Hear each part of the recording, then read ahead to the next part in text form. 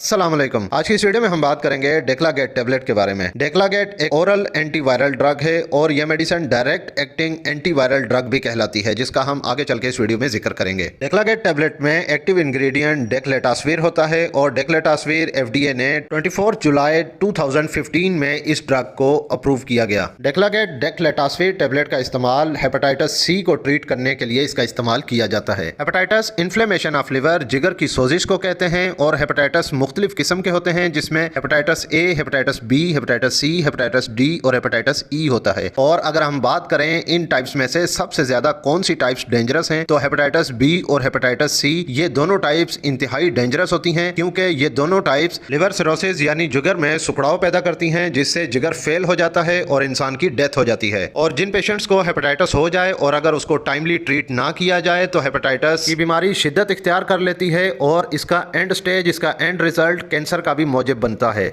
और hepatitis C को पाकिस्तान में काला यरकान कहते हैं और सिंधी में काला कामन कहते हैं। ये मर्ज एक खामोश कातिल मर्ज है जो कि छुप के वार करता है, क्योंकि जिन पेशेंट्स को हेपेटाइटिस हो, ज्यादातर अफराद में इस बीमारी की कोई भी अलामत सामने नहीं आती जब तक ये बीमारी जिस्म में बहुत ज्यादा शिद्दत इख्तियार न कर जाए। इसीलिए इस मर्ज को खामोश कातिल कहा जाता है। और एक हैरानकुन बात यह भी है कि 10 अफराद में से 9 अफराद जानते ही नहीं कि वो हेपेटाइटिस में मुब्तला हैं। और ये मर्ज सिर्फ पाकिस्तान या इंडिया या बांग्लादेश या एशिया में ही नहीं, बल्कि ये पूरी दुनिया में इस मर्ज ने 35 करोड़ से जायद अफराद इस मर्ज में मुब्तला हैं और सिर्फ पाकिस्तान में ही 1.5 करोड़ से जायद पाकिस्तानी हेपेटाइटिस C के मर्ज में मुब्तला हैं। और जनूबी पंजाब और सिंध के इलाकों में यह मर्ज बहुत ज्यादा पाया जाता है, जिसकी सबसे बड़ी वजह प्रॉपर अवेयरनेस ना होना इस मर्ज के बारे में और अनप्रोटेक्टेड सेक्स, और इसके अलावा ब्लड डोनेशन और ब्लड ट्रांसफ्यूजन के दौरान प्रॉपर स्क्रीनिंग ना होना, हाइजीन स्टेटस मेंटेन ना होना और बार्बर्स के पास इंस्ट्रूमेंट स्टरलाइज ना होना और शेविंग रेजर्स का एक दूसरे पे इस्तेमाल करना। यानी एक ब्लेड एक से ज्यादा अफराद पे जब इस्तेमाल किया जाता है तो इस मर्ज में यानी हेपेटाइटिस C में मजीद प्रेवलेंस होती है, मजीद यह मर्ज फैलता है। तो हेपेटाइटिस C को ट्रीट करने के लिए डेक्लागेट मेडिसिन का इस्तेमाल किया जाता है और यह मेडिसिन हमेशा कॉम्बिनेशन में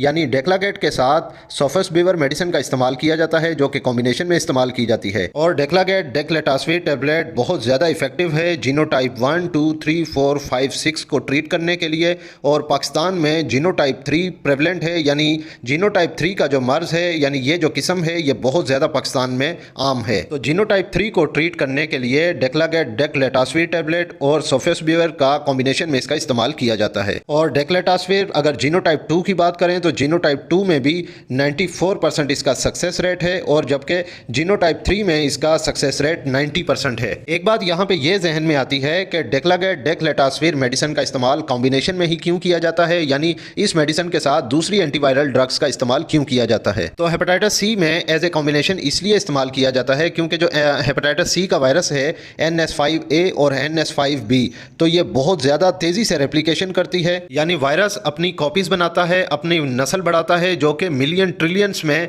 इस वायरस की नस्ल बढ़ जाती है। तो कॉम्बिनेशन में इस्तेमाल करने से इस मेडिसिन की एक तो रेजिस्टेंस कम हो जाती है, यानी ये फेल होने के चांसेस बहुत कम होते हैं, और इसके अलावा जो वायरल एंजाइम्स होते हैं जो कि कॉपीज़ करने को, नस्ल बढ़ाने में मदद दे रहे होते हैं, उनको भी इनहिबिट करती है, उनको स्टॉप करती है, जिससे वायरल रेप्लिकेशन यानी कि वायरस की जो नस्ल बढ़ने की जरिया होता है उसको स्टॉप कर देता है, जिससे वायरस मर जाता है। और जैसे ही किसी भी शख्स को इस मर्ज के बारे में पता चले कि उस शख्स को हेपेटाइटिस C हो चुका है तो फौरन से इलाज शुरू कर देना चाहिए, क्योंकि अगर इसके इलाज में ताखीर की जाए तो लिवर बुरे तरीके से डैमेज हो जाता है, लिवर में फाइब्रोसिस बन जाते हैं और लिवर में फाइब्रोसिस बनने की वजह से जो लिवर के यानी जो हमारे जिगर के हेल्दी सेल्स होते हैं जो लिवर के लिए काम कर रहे होते हैं वो डैमेज हो जाते हैं और डेड हो जाते हैं और लिवर फेलियर में चला जाता है, क्योंकि लिवर फाइब्रोसिस के बाद लिवर सिरोसिस की स्टेज शुरू होती है, जहां से लिवर फेल होना शुरू हो जाता है, क्योंकि इस स्टेज में लिवर के हेल्दी सेल्स डिस्ट्रॉय हो जाते हैं। आपको मैंने अच्छे तरीके से समझा दिया कि हेपेटाइटिस क्या होता है, इसकी टाइप्स क्या होती हैं और हेपेटाइटिस का ट्रीटमेंट किन जीनोटाइप्स पे काम करता है, और हेपेटाइटिस का अगर टाइमली ट्रीटमेंट ना किया जाए तो इससे क्या नुकसान हो सकता है। अब हम बात करते हैं डेक्लागेट डेक्लेटास्वीर डेक्लागेटासवीर मेडिसिन के डोजेज के बारे में कि इस मेडिसिन का इस्तेमाल कैसे करना चाहिए, इसका डोज क्या होगा और इसको कितने अरसे तक इस्तेमाल करना चाहिए और यह मेडिसिन इस्तेमाल करते वक्त किन बातों का खास ख्याल रखना चाहिए। तो सबसे पहले तो एक बात यह जहन नशीन कर लें कि डेक्लागेटासवीर मेडिसिन का इस्तेमाल हमेशा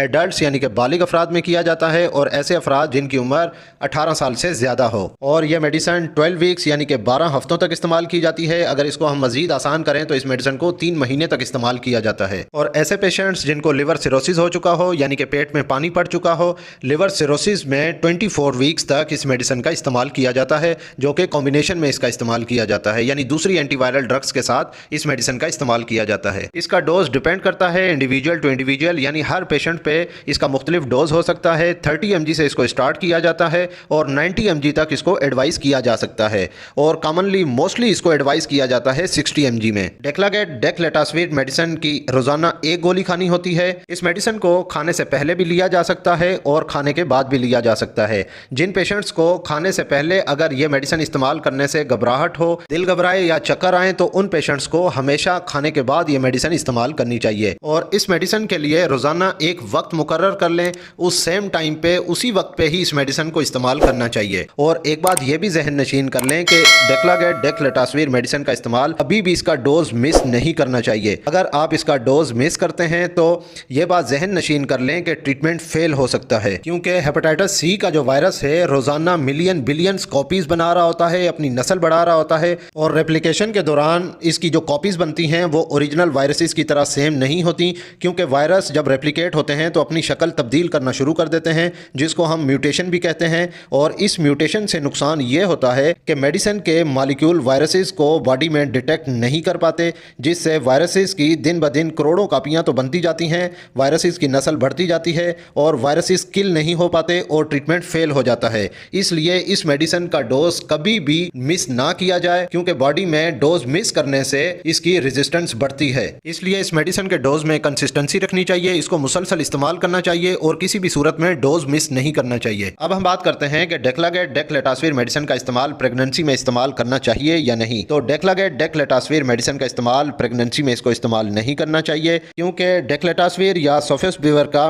प्रेगनेंसी में इसका इस्तेमाल करने से मिसकैरेज होता है, बर्थ डिफेक्ट्स हो सकते हैं यानी बच्चे में नुक्स पैदा हो सकते हैं और इसके अलावा माँ और बच्चे दोनों के लिए बहुत ज़्यादा नुकसानदेह हो सकती है। कुछ रिसर्चेस के मुताबिक अगर डेक्लाटासवीर मेडिसिन का लोअर डोज इस्तेमाल किया जाए तो ये सेफ होता है, लेकिन ये बात भी जहन नशीन कर लें कि प्रेगनेंसी में कोई भी मेडिसिन गायनोकोलॉजिस्ट डॉक्टर के हिदायत के बगैर बिल्कुल भी इस्तेमाल ना करें। और नर्सिंग मदर्स यानी ऐसी माएँ जो अपने बच्चों को दूध पिलाती हैं तो ऐसी खवातीन में भी डेक्लाटासवीर या सोफेस्टिविर मेडिसिन का इस्तेमाल नहीं करना चाहिए। और जिन पेशेंट्स को हेपेटाइटिस सी है अगर वो ट्रीटमेंट ले रहे हैं तो इस बात को भी यकीनी बनाएं कि वो अपनी खुराक का भी खास ख्याल रखें। कुछ ऐसी ग़िज़ाएं जिनसे जिगर मजीद मुतासिर हो सकता है, जिगर की हालत मजीद ख़राब हो सकती है, उन चीज़ों का बिल्कुल भी इस्तेमाल ना करें, जैसा कि बड़ा गोश्त बीफ का इस्तेमाल बिल्कुल बंद कर दें और ऑयल से बनी हुई चीज़ें जैसा कि समोसे, पकौड़े, चिप्स, बर्गर, शवारमा और बेकरी आइटम्स जैसा कि केक, पेस्ट्री, बहुत ज़्यादा बिस्किट्स का इस्तेमाल, चॉकलेट और सॉफ्ट ड्रिंक्स, कोल्ड ड्रिंक का इस्तेमाल बिल्कुल बंद कर देना चाहिए। अगर हम बात करें डेक्लाटासवीर मेडिसिन के साइड इफेक्ट्स के बारे में तो इस मेडिसिन के इस्तेमाल से कुछ अफराद में जिस्म में बहुत ज़्यादा फटीग यानी जिस्म में बहुत ज़्यादा थकावट हो सकती है,